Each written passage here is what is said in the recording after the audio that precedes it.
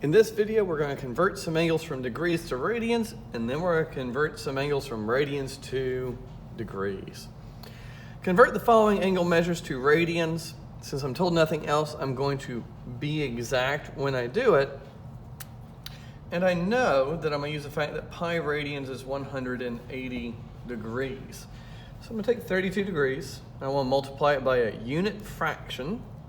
So I want to end up in radians, so the degrees are going to go on the bottom so that they will cancel. So I need to know what 32 out of 180 reduces to.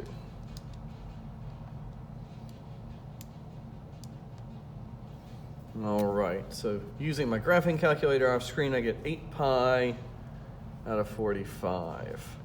And maybe, just maybe, it would be nice to see what I did in my graphing calculator. Of course, we can reduce these by hand, right? We can see that there's a 4 we can cancel out of the top and bottom, but I was being very lazy, so I did just the 32 out of 180, and then let my graphing calculator turn that into a fraction for me. So 8 pi 45ths. 210 degrees times pi out of 180. And again, I want to reduce that fraction, so 210 out of 180.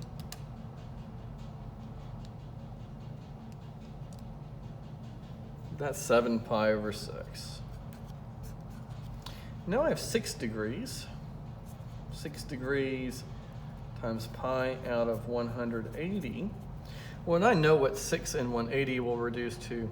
That's going to be pi over 30 radians.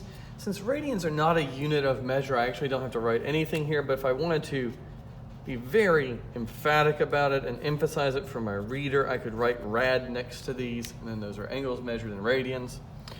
Coming over here, I've been asked to convert the following angle measures to degrees, rounding to 1 decimal place if necessary.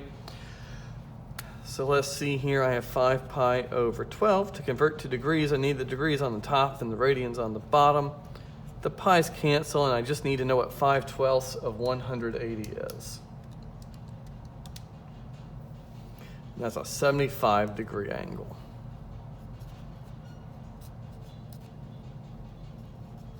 Just do the same thing on the next one, and again, the pi's cancel. I need to know what minus 6/7 times 180 degrees is.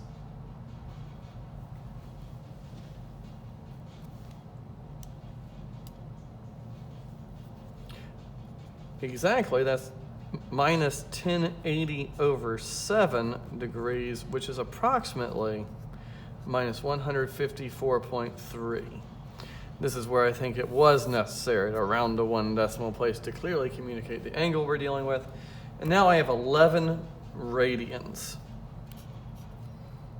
Go through that same process. No pi to cancel off here. Definitely need to round this one. Needs the wrong word, but I definitely want to round this one. 11 radians is about 630.3 degrees, just using my handy TI-84 to do that. And this is a good place to reinforce the fact that if I wanted to write 11 degrees, I have to write a degree symbol, because if I just write down an angle has a measure 11, it means 11 radians. And there's a big difference between those two angles.